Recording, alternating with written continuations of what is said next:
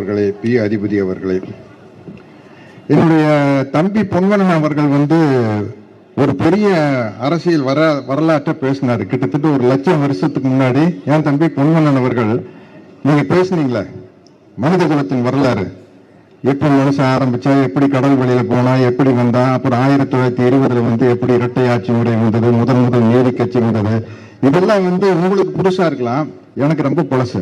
ஏன்னா இப்ப 108 எம்எல்ஏக்கள் ஜெயிச்சிருக்கிறாங்கல்ல, அவங்க வீட்டு நான் கேட்டு தெரிஞ்சுட்டேன். பெரிய அறிவு பெட்டகம். நீங்க பேசுறது கம்மிதான், இதெல்லாம் ஒண்ணுமே இல்லை. அவங்களுக்கு முன்னாடி நீங்க அங்க பேசுனீங்கன்னு வச்சுக்கங்க, பால்காவில் இருந்து கங்கை வரை பேசுவாங்க. அதான் எனக்கு என்னன்னா, தம்பி பொன்மன்னன் பேசுறது அந்த 108 எம்எல்ஏக்களுடைய நாலேஜுகளுக்கு முன்னாடி ஜோஜிபி ஒண்ணுமே கிடையாது. அவங்கெல்லாம் பெரியார் களஞ்சியம் எல்லாம் புத்தகம் வந்திருக்கும் இல்லைங்களா, அந்த புத்தகம் இருக்கிறத தாண்டி அவங்க எல்லாம் பெரிய களஞ்சியம். அதை நிரூபிச்சுட்டே இருக்கிறாங்க. ஒரு மந்திரிக்கு அவருடைய போர்ட்போலியோவே எதுன்னு தெரியல.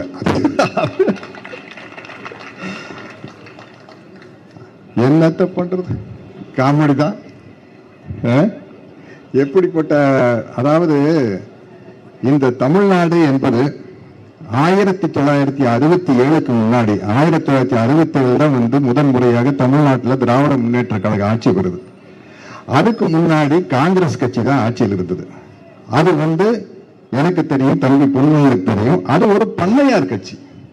எங்க சொந்தக்காரங்க எல்லாம் என் மாமன் எல்லாம் மிட்டாமிராசி பண்ணையார்கள், ஜமீன்தார்கள், அவங்க எல்லாம் தான் காங்கிரஸ் கட்சியில மந்திரியா இருக்காங்க.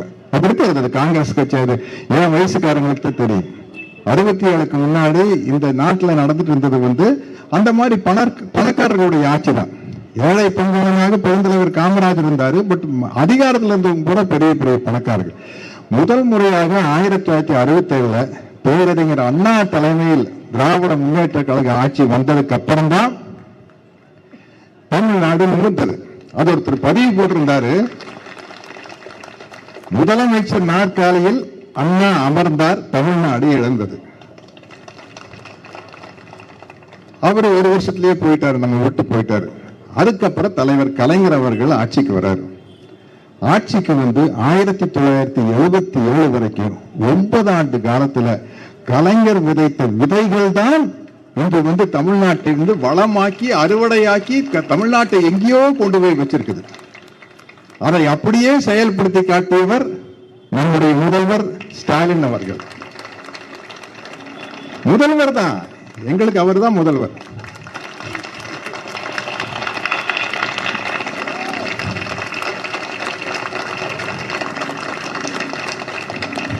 அன்பின் முதல்வர், பண்பின் முதல்வர், பெருந்தன்மையின் முதல்வர் சொன்னார்ல சட்டசபையில.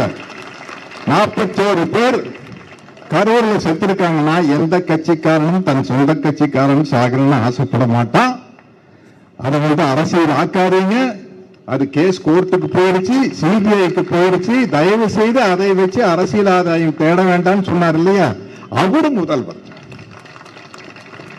பெருந்தன்மையின் முதல்வர், அறத்தின் முதல்வர். அப்படிப்பட்ட முதல்வர் தான் இன்றும் எனக்கு முதல்வர். திமுக ஆளுங்கட்சியா இருக்கும் போதும் சரி, எதிர்கட்சியா இருக்கும் போதும் சரி, 2020க்கு முன்னாடியே என்னுடைய அன்பு தம்பி சேகர் பாபு கலைஞருடைய பிறந்தநாள் விழாக்கு என்ன அழைப்பாரு. பெரியார் கடலில் நான் வந்திருக்கிறேன். அதுக்கப்புறம் ஒரு முறை நம்முடைய தலைவர் ஸ்டாலின் அவர்களுடைய பிறந்தநாளுக்கு அழைச்சப்ப நான் சொன்னேன், தம்பி கலைஞர் அவர் வசனத்தில் நான் 2 படம் நடிச்சிருக்கேன். அதனால கலைஞர் இப்ப இல்ல, நம்ம கிட்ட இல்ல, இப்ப பொதுவானவர் ஆயிட்டார். அதனால வர்றது ஓகே. நம்ம தலைவர் ஸ்டாலின் பிறந்த நாளுக்கு வந்தா நான் கிட்டத்தட்ட நான் திமுக அனுதாபிதான், நான் கிட்டத்தட்ட திமுக காரணமாக ஆயிட வேண்டியது பெரிய பிரச்சனையாகுது அப்படின்னு. இப்போ இந்த மேடைக்கு வரும்போது திமுக ஆளுங்கட்சியாக இருக்கும் போது வந்ததை விட ரொம்ப கெத்தா வந்திருக்கேன்.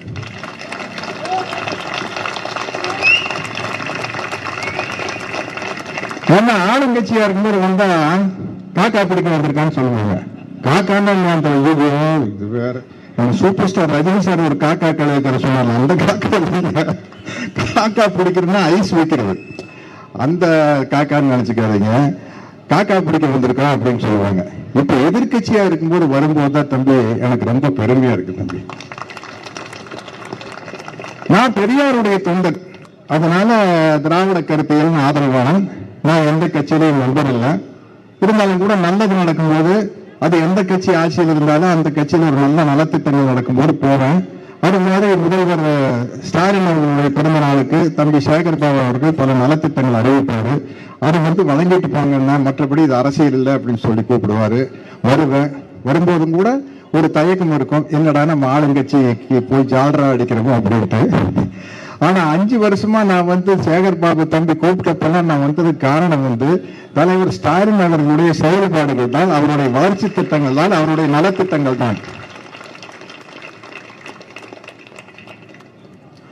ஆளுங்கட்சியாக இருக்கும்போது தயங்கி தயங்கி வந்தேன்னா, இப்ப சொல்றேன், ஒரு திமுக அனுதாபியா போன தம்பி, என்ன நல்ல நல்ல விஷயங்கள் எல்லாரும் பண்றீங்க அப்படிங்கிறதுக்காக இப்ப சொல்றேன் தம்பி, நான் திமுக தான்.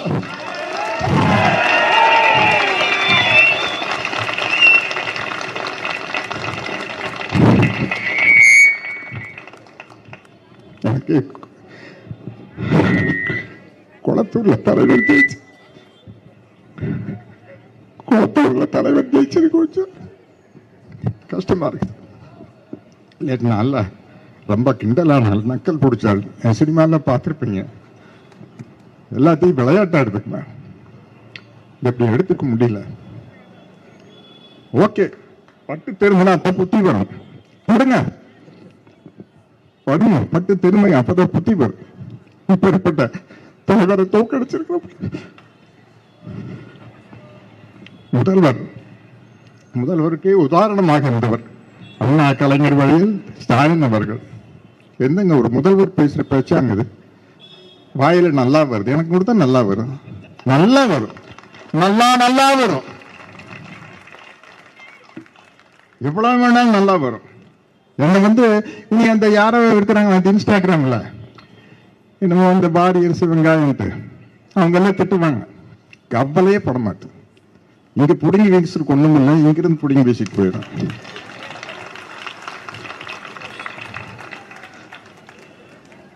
தேவைன்னா சொல்லுங்க, எனக்கு நிறைய கெட்ட வார்த்தை தெரியும். நான் ஒரு மரியாதை அதையெல்லாம் அமைக்கி வச்சிருக்கிறேன். உங்களுக்கு ஏதாச்சும் தேவைன்னா இன்ஸ்டாகிராமில் லொட்டு ரோஸ்ல திட்டுவீங்க. உங்களுக்கு ஏதாச்சும் தேவைன்னா அது கொடுக்க நான் நிறைய எடுத்து கொடுக்குறேன். அதனால இந்த தமிழ்நாட்டை பொற்காலமாக மாற்றியது திராவிட மாடல் ஆட்சி தான். தந்தை பெரியாரின் கொள்கைகளை கனவில் ஏந்தி அதை நடைமுறைப்படுத்தி அண்ணா அதை சட்டமாக்கி, என்னங்க மிக முக்கியமான ஒரு சட்டம் சொல்றீங்க, இவ்வளவு பெண்களுக்கு இருக்கீங்க, பெண்களுக்கு சொத்தில் சமூகமை கொண்டு வந்தாரு தலைவர் கலைஞர். அதை விடவா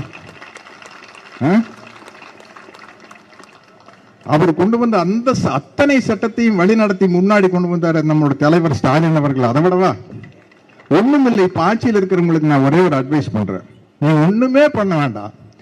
ஸ்டாலின் அவர்கள் செய்த நலத்திட்டங்களுக்கு பேரை மட்டும் மாத்தி ஸ்டிக்கரை மாத்திருங்க, உங்களுக்கு நல்ல பேர் கிடைச்சிடும். நான் முதல்வன் திட்டமா வேற ஏதாச்சும் வச்சுக்கோங்க, விடியல் பயணமா வேற பேர் வச்சுக்கோங்க. அந்த பேரை மட்டும் மாட்டினீங்கனாலே உங்களுக்கு நல்ல பேர் வந்துடும். ஆனா அவர் கொண்டு வந்த நலத்திட்டத்தையும் வளர்ச்சி திட்டத்தையும் மாத்தினீங்கன்னா சரிப்பட்டு வராது, கண்டிப்பா சரிப்பட்டு வராது. என்னன்னா ஒரு இருக்க சினிமா போக, நானும் சினிமா நடிகதான், சினிமா ஒரு கவர்ச்சி எல்லாம் இருக்க வேண்டியதா இல்லைன்னு சொல்ல. பட் நம்ம சிந்திச்சு சீர்தூக்கி பார்க்கணுங்க. நம்மளுக்கு ஒரு மாற்றம் வேணும்னா என்ன மாதிரியான மாற்றம் அப்படிங்கிறது யோசிச்சு பார்க்கணும்.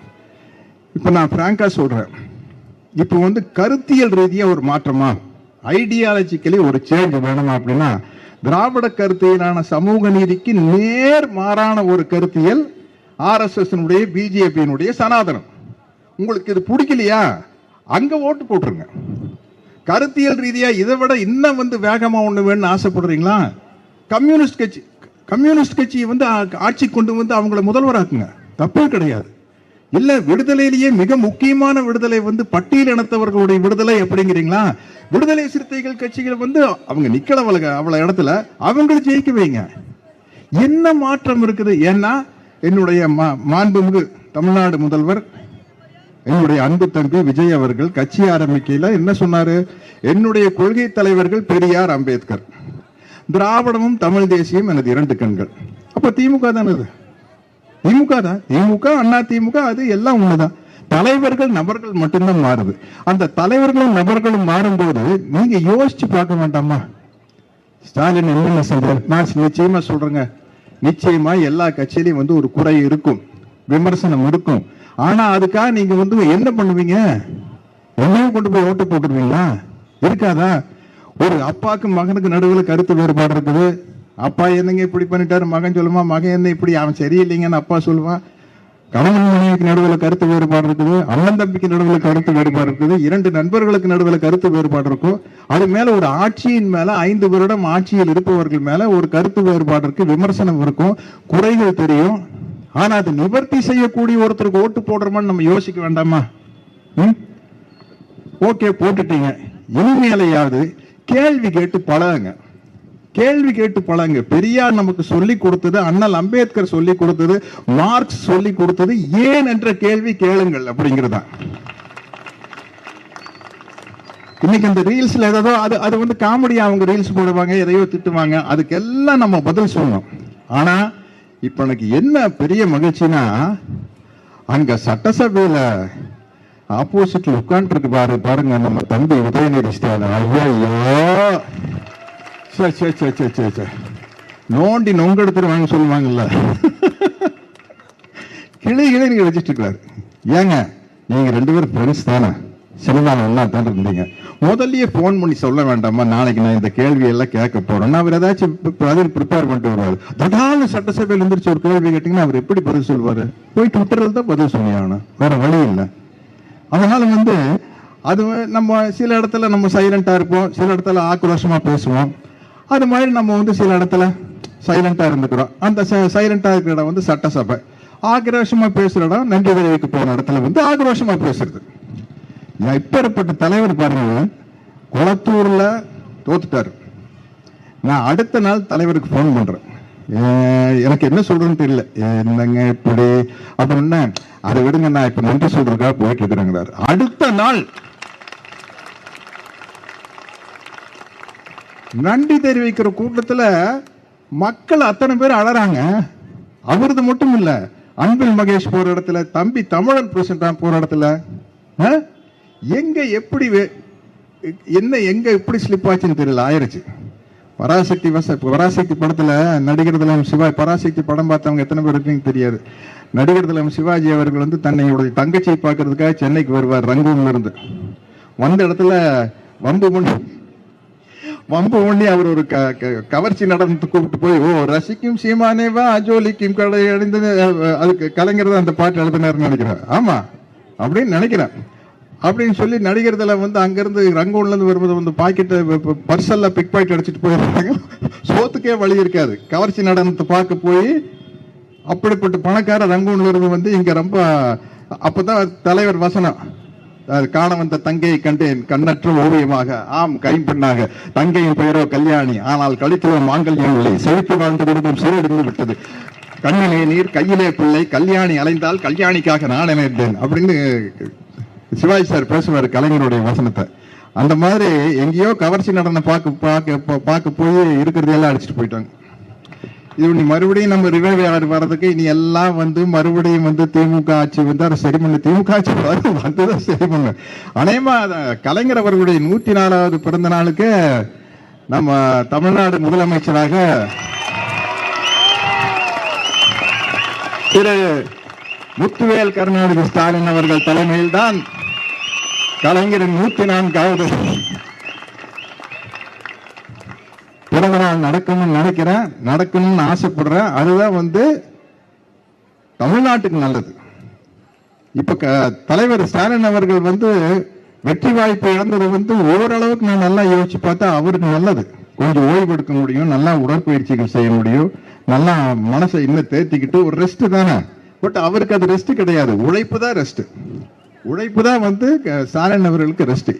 இக்கிகைன்னு ஒரு ஜப்பான் தத்துவத்தை நீங்க படிச்சிருப்பீங்கன்னு நினைக்கிறேன் தம்பி பொன்வண்ணன் அவர்கள். அதுல வந்து ஜப்பான்ல வந்து அவங்களுக்கு வந்து இக்கினோவா அப்படின்னு ஒரு கிராமத்துல ஒக்கினோவாங்கிற கிராமத்தில் எல்லாம் 100 வயசுக்கு மேல வாழ்வாங்க. அது காரணம் என்னன்னா அவங்க எல்லாமே சொசைட்டிக்கு வந்து ஏதோ ஒரு சேவை செஞ்சுக்கிட்டே இருப்பாங்க. அதனாலதான் பாத்தீங்கன்னா தந்தை பெரியார் 95 வயசு, முத்தமிழறிஞர் கலைஞர் அவர்கள் 94, 95 வயசு, நல்லகண்ண ஐயா 102 வயசு என்னமோ, சங்கரையா வந்து 101 வயசு தாண்டி, அது மாதிரி அந்த சேவை மனப்பான்மை இருக்கிற நமது தமிழக முதல்வர், நம்முடைய முதல்வர், அன்பின் முதல்வர், பண்பின் முதல்வர், டீசன்சிக்கு முதல்வர். டீசன்சினா தெரியுமில்ல என் தம்பி, என்ன பண்பு, டீசன்சியின் முதல்வர் ஸ்டாலின் அவர்கள் வந்து கண்டிப்பா நிச்சயமா ஆட்சி. ஏன்னா ஒரு சின்ன நம்மளுக்கு வெயில்ல போனா தான் நிழலோட அருமை தெரியும். வெயில்ல போய் நின்றுக்கிறோம், நிழலோட அருமை தெரியும். அந்த நிழலின் அருமையும் கூட, நிழல் வர வேண்டும் என்றாலும் கூட உதயசூரியன் உதிக்கும் போது வரும். நிச்சயமா உதயசூரியன் உதிக்கும். நான் எம்ஜிஆர் ரசிகரா அடிக்கடி அவருடைய வசனத்தை பேசுவேன். 1001 படத்துல வில்லன் மனோகர் எம்ஜிஆர் பார்த்து சொல்லுவாரு, நீ அணையும் விளக்கு, அஸ்தமிக்கும் சூரியன் அப்படிம்பாரு. எம்ஜிஆர் திருப்பி சொல்லுவாரு, அஸ்தமிக்கும் சூரியன் அடுத்த நாளை மீண்டும் உதயமாகும் அப்படிம்பாரு. ஞாபகம் இருக்குதா? 1001 பார்த்தவங்களுக்கு கப்பல்ல பேசுவாரு மனோகர் கிட்ட, white and white shirt, red colour collar, red colour belt, red shoe உள்ள, ஆமா போட்டு அடிப்பாரு. பாத்தீங்களா? அந்த மாதிரி வந்து சூரியன் அஸ்தமிக்கிறதே இல்ல. நம்மளுடைய சுழற்சியின் காரணமாக இருட்டு வருது ஒழிய சூரியன் அப்படியே தான் இருக்குது. உலகம் சுத்தும் போது நம்மளுக்கு இருட்டு வர மாதிரி இருக்குது. சூரியன் நிரந்தரமானது, அதை முதல்ல புரிஞ்சுக்கங்க. சோ இந்த சூரியன் மீண்டும் உதயமாகும். ஏன்னா அது அஸ்தமிக்கவே இல்லை, அதுதான் இயற்கை என்று கூறி என்னுடைய உரையை முடித்துக்